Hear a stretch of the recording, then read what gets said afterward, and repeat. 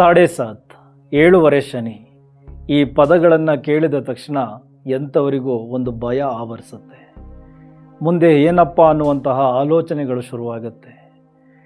ಯಾವಾಗ ಇದರಿಂದ ಹೊರಗಡೆಗೆ ಬರ್ತೀವಿ ಅನ್ನುವಂತಹ ಆತಂಕದಲ್ಲಿ ಜೀವನವನ್ನು ಕಳಿಬೇಕಾಗತ್ತೆ. ಎಸ್, ಈ ಸಾಡೆ ಸಾತ್ ಅಂದ ತಕ್ಷಣ ಎಲ್ಲರೂ ಸಾಮಾನ್ಯವಾಗಿ ಇದೇ ರೀತಿ ಚಿಂತನೆಯನ್ನು ಮಾಡ್ತಾ ಇರ್ತಾರೆ. ಸಾಡೆ ಸಾತ್ ಅಂದರೆ ಶಾಪನ? ಇಲ್ಲ, ಸಾಡೆ ಸಾತ್ ಅಂದರೆ ಶನಿ ಮಹಾತ್ಮರ ಟ್ರೈನಿಂಗ್ ಕ್ಯಾಂಪ್. ಇಲ್ಲಿ ಆಲ್ರೆಡಿ ಒಂದಷ್ಟು ಜನ ಟ್ರೈನಿಂಗ್ ತಗೊಳ್ತಾ ಇರ್ತಾರೆ, ಇನ್ನೊಂದಷ್ಟು ಜನ ಟ್ರೈನಿಂಗ್ ಬರೋದಕ್ಕೆ ರೆಡಿ ಆಗ್ತಾ ಇರ್ತಾರೆ, ಇನ್ನೊಂದಷ್ಟು ಜನ ಟ್ರೈನಿಂಗಾಗಿ ಕ್ಯೂ ಅಲ್ಲಿ ನಿಂತಿರ್ತಾರೆ. ಸೊ ಈ ಟ್ರೈನಿಂಗ್ ಕ್ಯಾಂಪಲ್ಲಿ ಶನಿ ಮಹಾತ್ಮರು ಹೇಗೆ ನಮ್ಮನ್ನು ಟ್ರೈನ್ ಮಾಡಿ ಈ ಹೊರಗಿನ ಪ್ರಪಂಚಕ್ಕೆ ನಾವು ಯಾರು ಅಂತ ತೋರಿಸ್ಕೊಡ್ತಾರೆ. ಸೊ ಅದೇ ಈ ಸಾಡೆ ಸಾತಿನ ಅನುಭವಗಳು. ಒಬ್ಬೊಬ್ಬರಿಗೆ ಒಂದೊಂದು ರೀತಿ ಆಗುತ್ತೆ. ಅದು ಶನಿ ಮಹಾತ್ಮರು ಡಿಸೈಡ್ ಮಾಡ್ತಾರೆ ಇವರಿಗೆ ಯಾವ ರೀತಿ ಪಾಠ ಕಲಿಸ್ಬೇಕು ಅಂತ.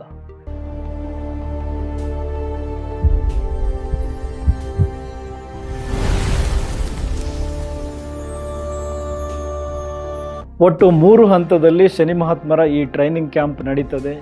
ಮೊದಲ ಹಂತ 2.5 ವರ್ಷ, ಎರಡನೇ ಹಂತ ಅದು ಕೂಡ 2.5 ವರ್ಷ, ಮೂರನೇ ಹಂತ ಅದು ಕೂಡ 2.5 ವರ್ಷ. ಈ ಒಂದೊಂದು ಹಂತದಲ್ಲೂ ಒಂದೊಂದು ವಿಚಾರಗಳ ಬಗ್ಗೆ ನಿಮಗೆ ಟ್ರೈನಿಂಗ್ ಇರುತ್ತೆ, ಟಾಸ್ಕ್ಗಳಿರುತ್ತೆ. ಆ ಟಾಸ್ಕ್ಗಳನ್ನು ಹೇಗೆ ನಿಭಾಯಿಸ್ತೀರಾ, ಚಾಲೆಂಜ್ಗಳನ್ನು ಹೇಗೆ ಅಕ್ಸೆಪ್ಟ್ ಮಾಡ್ತೀರಾ, ಅದನ್ನೆಲ್ಲ ನಿಭಾಯಿಸ್ಕೊಂಡು ಹಂತ ಹಂತವಾಗಿ 3 ಹಂತವನ್ನು ಹೇಗೆ ದಾಟ್ತೀರಾ ಅನ್ನೋದರ ಮೇಲೆ ಕಂಪ್ಲೀಟ್ ಸಾಡೆ ಸಾತು ಡಿಸೈನ್ ಆಗಿರುತ್ತೆ. ನಿಮಗೆ ದೊಡ್ಡ ಮಟ್ಟದ ಸಕ್ಸಸ್ಸು ಕೂಡ ಸಿಗುತ್ತೆ. ಅಂದರೆ ಈಗ ಬಿಗ್ ಬಾಸ್ಗೆ ಹೋಗ್ತೀರಾ, ಎಲ್ಲ ಟಾಸ್ಕ್ಗಳನ್ನು ನಿಭಾಯಿಸ್ತೀರಾ, ಅಂತಿಮವಾಗಿ ಬಿಗ್ ಬಾಸ್ ವಿನ್ನರ್ ಆಗಲ್ವಾ? ಅದೇ ರೀತಿ ಈಗ ಬಿಗ್ ಬಾಸ್ ಅಂದ್ರೇ ಶನಿ ಮಹಾತ್ಮರು. ಅವ್ರು ಕೊಡುವಂತಹ ಟಾಸ್ಕ್ಗಳನ್ನು ನೀವು ಸರಿಯಾಗಿ ನಿಭಾಯಿಸ್ಕೊಂಡು ಗೆದ್ಕೊಂಡು ಬಂದರೆ ಡೆಫಿನೆಟ್ಲಿ ನಿಮಗೂ ಕೂಡ ಒಂದು ಅವಾರ್ಡ್ ಸಿಗುತ್ತೆ ಸಾಡೆ ಸಾತ್ ಆದಮೇಲೆ.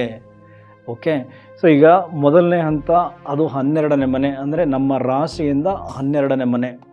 ಹೌದು, ಯಾಕೆ ರಾಶಿಗೆ ಪ್ರಭಾವ ಬೀರುತ್ತೆ, ಲಗ್ನಕ್ಕೆ ಪ್ರಭಾವ ಬೀರಲ್ಲ, ಇದನ್ನು ವಿಡಿಯೋ ಕೊನೆಯಲ್ಲಿ ಹೇಳ್ತೀನಿ. ಸೊ ಚಂದ್ರ ಅಂದರೆ ಮನಸ್ಸಿನ ಕಾರಕ, ಭಾವನೆಗಳು, ತಾಯಿಯ ವಿಚಾರ. ಅದೇ ರೀತಿ ಶನಿ ಅಂದರೆ ಕರ್ಮದ ಕಾರಕ, ಶಿಸ್ತಿನ ಕಾರಕ, ದುಃಖ, ವಿಳಂಬ, ಈ ಥರದ್ದೆಲ್ಲ ವಿಚಾರಗಳು ಇವೆ. ಸೊ ಹಾಗಾಗಿನೇ ಸಾಡೆ ಸಾತು ಹೆಚ್ಚಾಗಿ ಪ್ರಭಾವ ಬೀರೋದು ನಮ್ಮ ಮನಸ್ಸಿನ ಮೇಲೆ, ನಮ್ಮ ಆಲೋಚನೆಗಳ ಮೇಲೆ, ನಮ್ಮ ಆಸಕ್ತಿಗಳ ಮೇಲೆ, ನಮ್ಮ ಅಭಿಪ್ರಾಯಗಳ ಮೇಲೆ. ಇನ್ನು ಲಗ್ನಕ್ಕೆ ಬಂದಾಗ ನಾನು ಅದು ಹೇಗೆ ಕನೆಕ್ಟ್ ಆಗುತ್ತೆ ಅನ್ನೋದನ್ನು ವಿಡಿಯೋ ಕೊನೆಯಲ್ಲಿ ಹೇಳ್ತೀನಿ. ಓಕೆ, ಈಗ ಮೊದಲನೇ ಹಂತದ ಬಗ್ಗೆ ತಿಳ್ಕೊಳ್ಳಿ. 12ನೇ ಮನೆ, ಹೂಡಿಕೆಯ ಸ್ಥಾನ, ದೂರದ ಸ್ಥಳ. ಸೊ ನೀವು ಹೂಡಿಕೆಯ ವಿಚಾರಗಳಲ್ಲಿ ಎಷ್ಟು ಜವಾಬ್ದಾರಿತೆಯಿಂದ ಇರಬೇಕು. ಜೊತೆಗೆ ಈ ಕೆಲಸದ ನಿಮಿತ್ತ, ವ್ಯಾಪಾರದ ನಿಮಿತ್ತ ನೀವು ದೂರ ಪ್ರಯಾಣಗಳನ್ನು ಮಾಡಬೇಕು. ಆ ದೂರ ಪ್ರಯಾಣಗಳಲ್ಲಿ ನೀವೆಷ್ಟು ಪ್ರಾಮಾಣಿಕರಾಗಿರ್ತೀರಾ, ಹೆಚ್ಚು ಶ್ರಮ ಹಾಕ್ತೀರಾ, ಇದೆಲ್ಲದರ ಟೆಸ್ಟ್ ನಡೀತದೆ. ಟಾಸ್ಕ್ಗಳಿಗೆ ಬರುತ್ತೆ, ಚಾಲೆಂಜಸ್ಗಳು ಬರುತ್ತೆ, ಅದನ್ನೆಲ್ಲ ಹೇಗೆ ನಿಭಾಯಿಸ್ತೀರಾ ಅನ್ನೋದರ ಮೇಲೆ ಡಿಪೆಂಡ್ ಆಗುತ್ತೆ ಮೊದಲ ಹಂತ. ಅಲ್ಲಿ ನೀವು ಗೆದ್ದುಕೊಂಡು ನೆಕ್ಸ್ಟ್ ಹಂತಕ್ಕೆ ಬರ್ತೀರಾ. ಅಲ್ಲಿ ನಿಮ್ಮ ದೇಹದ ಮೇಲೆ ನಡೀತದೆ ತರಬೇತಿಗಳು. ನಿಮ್ಮ ಒಂದು ಅಹಂಕಾರ ಹೇಗಿದೆ, ನೀವು ಕೋಪಿಸ್ಟರ, ಯಾವಾಗಲೂ ಈಗೋ ಕ್ಲಾಶಸ್ಸಲ್ಲೇ ಇರ್ತೀರಾ. ಸೊ ಇದೆಲ್ಲದರ ಚೆಕಿಂಗ್ ನಡೀತದೆ. ಅಥವಾ ನೀವು ಹೇಗೆ ನಿಮ್ಮ ದೇಹವನ್ನು ಇಟ್ಕೊಂಡಿದ್ದೀರಾ, ಆರೋಗ್ಯವನ್ನು ಕಾಪಾಡ್ಕೊಳ್ತಾ ಇದ್ದೀರಾ, ಇಲ್ಲ ಸುಮ್ಮನೆ ಲೇಸಿಯಾಗಿ ಇದ್ಕೊಂಡು ಹೆಂಗೆ ಬೇಕು ಹಂಗೆ ಜೀವನ ನಡೆಸ್ತಾ ಇದ್ದೀರಾ. ಸೊ ಇದರ ಮೇಲೆ ನಿಮಗೆ ಅಲ್ಲಿ ಟ್ರೈನಿಂಗ್ ಆಗುತ್ತೆ. ಸೊ ಅಲ್ಲೂ ನೀವು ಗೆದ್ಕೊಂಡು ಮುಂದೆ ಬಂದಾಗ ಇನ್ನು ನಿಮ್ಮ 3ನೇ ಹಂತ, ಈ 2ರ ಅನುಭವ ಜೊತೆಗೆ 3ನೇ ಹಂತ, ಅಲ್ಲಿ ನಿಮಗೆ ಒಂದಷ್ಟು ಲಾಭಗಳು ಡೆಫಿನೆಟ್ಲಿ ಘಟಿಸುತ್ತೆ. ಅಂದರೆ ಕೆಲಸಗಳೆಲ್ಲ ಖಂಡಿತವಾಗಿ ಆಗ್ತಾ ಇರುತ್ತೆ, ನೀವು ಅಂದುಕೊಂಡಂತೆ ಒಂದಷ್ಟು ಲಾಭಗಳನ್ನು ಗಳಿಸ್ತಾ ಇರ್ತೀರ. ಬಟ್ ಅಲ್ಲಿ ಈಗ ಕಲಿತಿರುವ ಈ ಒಂದು ವಿಚಾರಗಳನ್ನೆಲ್ಲ ಹೇಗೆ ಅಳವಡಿಸ್ಕೊಳ್ತೀರಾ ಈ 3ನೇ ಹಂತದಲ್ಲಿ. ಸೊ ಅದರ ಚೆಕಿಂಗ್ ನಡೀತದೆ. ಒಂದು ವೇಳೆ ಎಗೇನ್ ಅಲ್ಲಿ ಮತ್ತೆ ಕಲಿತಿರೋದನ್ನೆಲ್ಲ ಮರೆತು ನೀವು ಮತ್ತೆ ಅಲ್ಲಿ ತಪ್ಪುಗಳನ್ನು ಮಾಡಿದ್ರೆ ಎಗೇನ್ ಅಲ್ಲಿ ಶಿಕ್ಷೆಗಳು ಕಾಯ್ತಾ ಇರುತ್ತೆ, ಅಥವಾ ಡೌನ್ಫಾಲ್ ಕಾಯ್ತಾ ಇರುತ್ತೆ.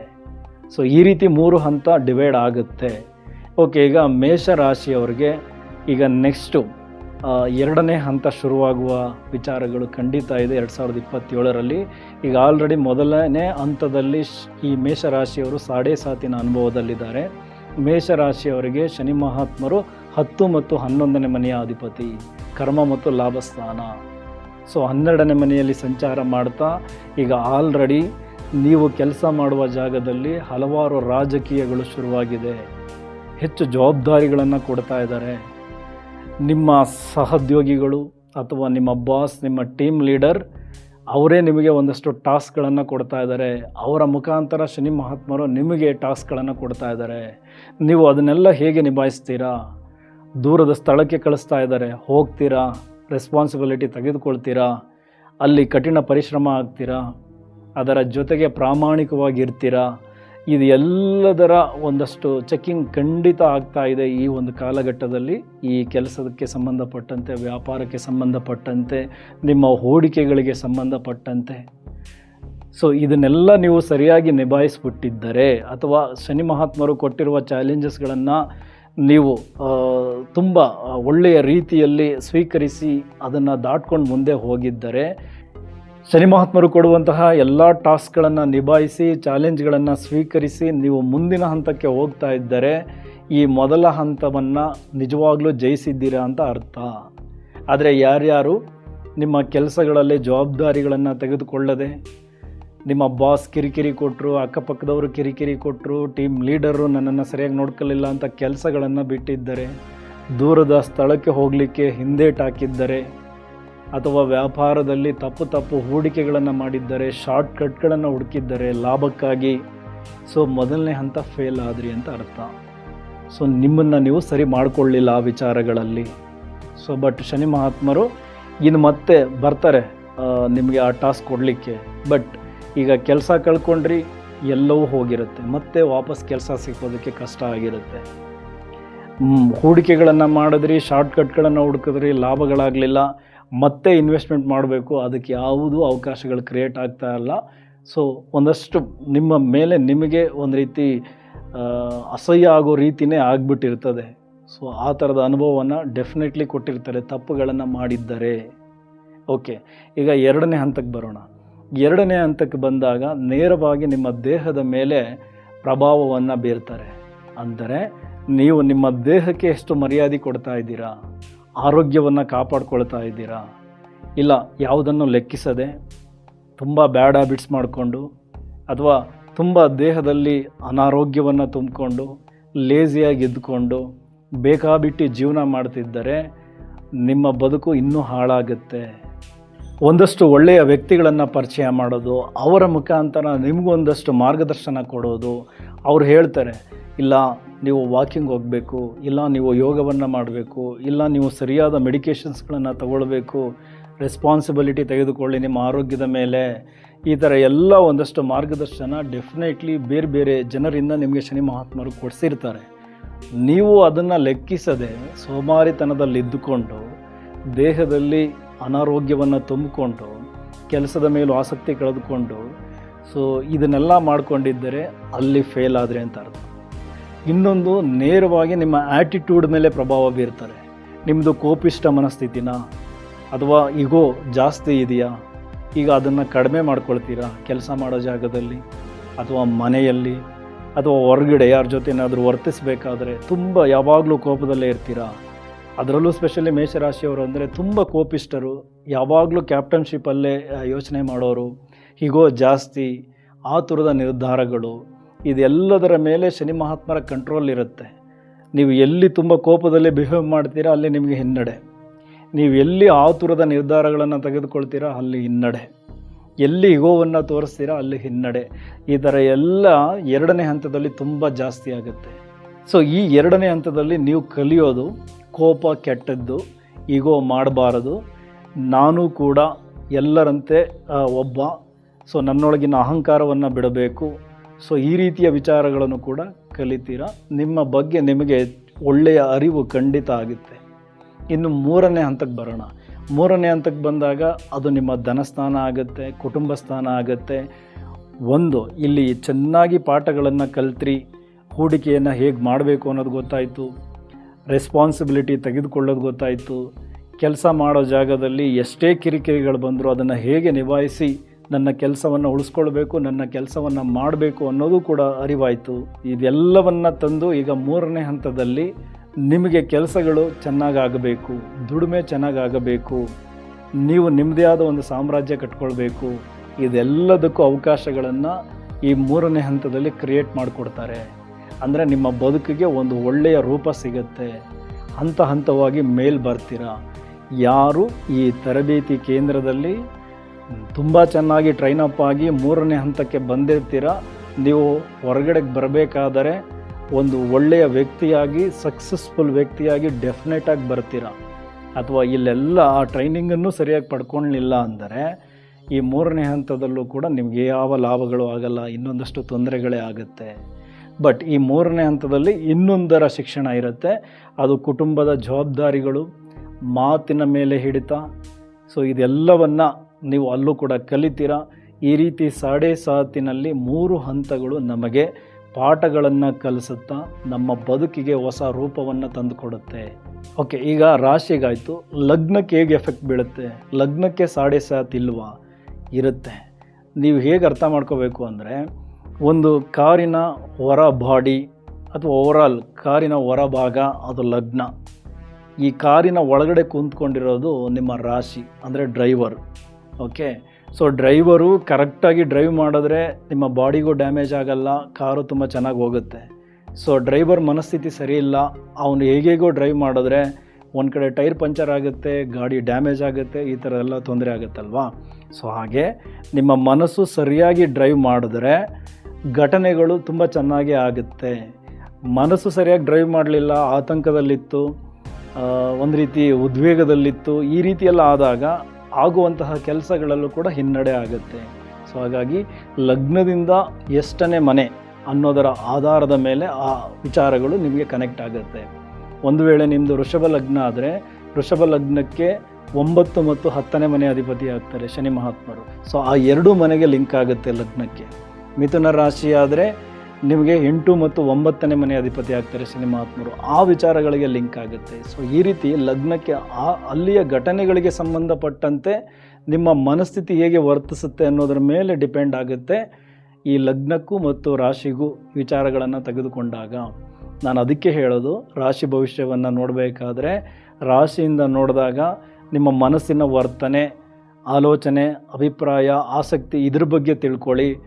ಘಟನೆಗಳು ಘಟಿಸ್ಬೇಕಾ, ಅದಕ್ಕೆ ಲಗ್ನವೇ ಇಂಪಾರ್ಟೆಂಟ್. ಸೊ ಹಾಗಾಗಿ ಲಗ್ನ ಮತ್ತು ರಾಶಿ ಇವೆರಡನ್ನು ಅರ್ಥ ಮಾಡಿಕೊಂಡು ನೋಡೋದಕ್ಕೆ ಶುರು ಮಾಡಿದ್ರೆ ಜ್ಯೋತಿಷ್ಯ ಸುಲಭವಾಗಿ ಅರ್ಥ ಆಗುತ್ತೆ. ಓಕೆ, ಈಗ ಸಾಡೆಸಾತಿನಲ್ಲಿ ನಾವು ಮಾಡ್ಕೊಳ್ಬೇಕಾದ ಪ್ರಾಯೋಗಿಕ ಪರಿಹಾರಗಳೇನು? ಮೊದಲನೇದು ಶಿಸ್ತು, ರೆಸ್ಪಾನ್ಸಿಬಿಲಿಟಿ. ಓಕೆ, ಶಿಸ್ತು ಅಂದರೆ ಬೆಳಗ್ಗೆ ಬೇಗ ಎದ್ದೇಳಬೇಕು. ದೈಹಿಕವಾಗಿ ಒಂದಷ್ಟು ದಂಡನೆಯನ್ನು ಮಾಡಬೇಕು ನಮ್ಮ ದೇಹಕ್ಕೆ. ಅದು ನೀವು ಯೋಗ ಮಾಡ್ತೀರೋ, ಜಿಮ್ಗೆ ಹೋಗ್ತೀರೋ, ಪಾರ್ಕಲ್ಲಿ ವಾಕಿಂಗ್ ಮಾಡ್ತೀರೋ, ಅಥವಾ ನಿಮಗೆ ನೀವೇ ಒಂದಷ್ಟು ವ್ಯಾಯಾಮಗಳನ್ನು ಮಾಡಿಕೊಂಡು ದೇಹವನ್ನು ದಂಡಿಸ್ತೀರೋ, ಅದು ನಿಮಗೆ ಬಿಟ್ಟಿದ್ದು. ಯಾರೋ ಒಬ್ಬ ಪುಣ್ಯಾತ್ಮ ಕಮೆಂಟ್ ಮಾಡಿದ್ದ, ಜಿಮ್ಗೆ ಹೋಗಿ ಅನ್ನೋದು ಅಸ್ಟ್ರಾಲಜರ್ ಕೆಲಸನ ಅಂತ. ಸೊ ನಾನು ಅವ್ರಿಗೆ ವಾಪಸ್ ರಿಪ್ಲೈ ಮಾಡಿದ್ದೀನಿ, ಜಿಮ್ಗೆ ಹೋದಾಗ ಹೇಗೆ ಶನಿ ಮಹಾತ್ಮರು ಆ್ಯಕ್ಟಿವೇಟ್ ಆಗ್ತಾರೆ ಅಂತ. ನೋಡಿ, ಜಿಮ್ಗೆ ಹೋದಾಗ ಕಬ್ಬಣ ಮಾಡ್ತೀರ, ಕಬ್ಬಣ ಅಂದರೆ ಶನಿ. ಸೊ ಅಲ್ಲಿ ಶ್ರಮ ಆಗ್ತೀರ, ಶ್ರಮ ಅಂದರೆ ಶನಿ. ಅಲ್ಲಿ ತಾಳ್ಮೆಯಿಂದ ನಿಮ್ಮ ವರ್ಕೌಟ್ ಮಾಡ್ತೀರ, ತಾಳ್ಮೆ ಅಂದ್ರೂ ಶನಿ. ಸೊ ಹಂಗೆ ನಿರಂತರ ಪ್ರಯತ್ನಗಳು ನಡೀತಾನೆ ಇರ್ತದೆ ಜಿಮ್ಮಲ್ಲಿ, ಆ ಪ್ರಯತ್ನಗಳು ಅಂದ್ರೂ ಕೂಡ ಶನಿ ಮಹಾತ್ಮರು. ಸೊ ಇದೆಲ್ಲ ಒಂದಕ್ಕೊಂದು ಕನೆಕ್ಟ್ ಆಗುತ್ತೆ. ಸೊ ಹಾಗಾಗಿ ನೀವು ಒಂದಷ್ಟು ದೇಹ ದಂಡನೆಗೆ ಮುಂದಾಗಿ ಶಿಸ್ತಿನಿಂದ ಇರಿ, ಜವಾಬ್ದಾರಿಗಳನ್ನು ತೆಗೆದುಕೊಳ್ಳಿ. ಡೆಫಿನೆಟ್ಲಿ ಸಾಡೆಸಾತಿನಲ್ಲಿ ಅದೇ ಒಂದು ಪ್ರಾಯೋಗಿಕ ಪರಿಹಾರ ಆಗುತ್ತೆ.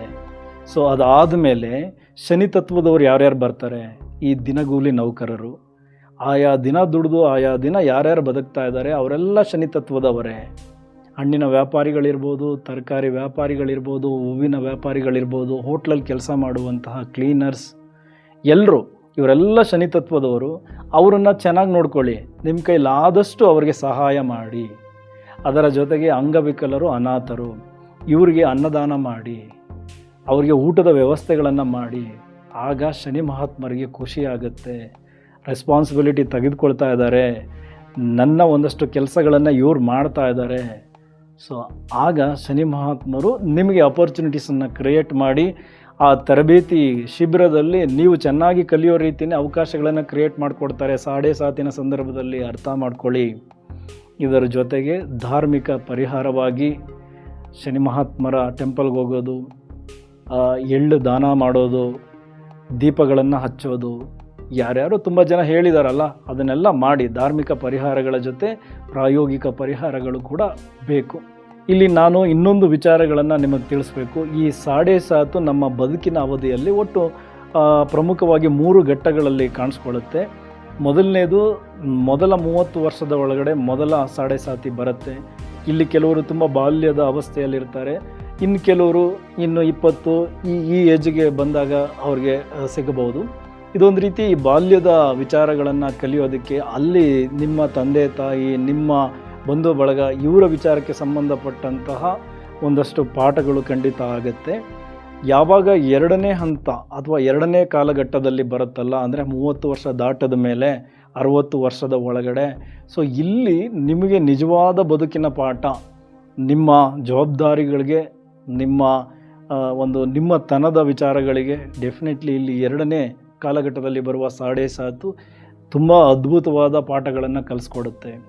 3ನೇ ಕಾಲಘಟ್ಟದಲ್ಲಿ ಬರೋದು ನೀವು ಆಧ್ಯಾತ್ಮಿಕವಾಗಿ ಚಿಂತನೆಗೆ ಒಳಗಾಗಬೇಕು, ಎಲ್ಲವನ್ನ ತ್ಯಜಿಸಿ ದೇವರ ಮೊರೆ ಹೋಗಬೇಕು, ಒಳ್ಳೆಯ ಕಾರ್ಯಗಳನ್ನು ಆಗ ಮಾಡಬೇಕು, ಒಳ್ಳೊಳ್ಳೆಯ ಚಿಂತನೆಗಳಲ್ಲಿ ಬದುಕಬೇಕು ಆ ಒಂದು ಕಾಲಘಟ್ಟದಲ್ಲಿ. ಈ ರೀತಿ 3ನೇ ಹಂತಕ್ಕೆ ಬಂದಾಗ ಸೊ ಎಲ್ಲ ಧಾರ್ಮಿಕ ವಿಚಾರಗಳಲ್ಲಿ ಭಾಗಿಯಾಗೋದು, ದೇವರ ಸ್ಮರಣೆಯನ್ನು ಮಾಡೋದು, ಶುಭ ಕಾರ್ಯಗಳನ್ನು ಮಾಡೋದು, ಈ ರೀತಿ 3ನೇ ಕಾಲಘಟ್ಟದಲ್ಲಿ ಇದರ ಪಾಠಗಳನ್ನು ಕಲಿಸ್ಕೊಡ್ತಾರೆ. ಸೊ ಈ ರೀತಿ ಆ 3 ಕಾಲಘಟ್ಟಗಳನ್ನು ಬಳಸ್ಕೊಂಡಾಗ 7.5 ಎಲ್ಲ ಕಾಲಘಟ್ಟದಲ್ಲೂ ಒಳ್ಳೆಯ ಪಾಠಗಳನ್ನೇ ಕಲಿಸ್ಕೊಡುತ್ತೆ.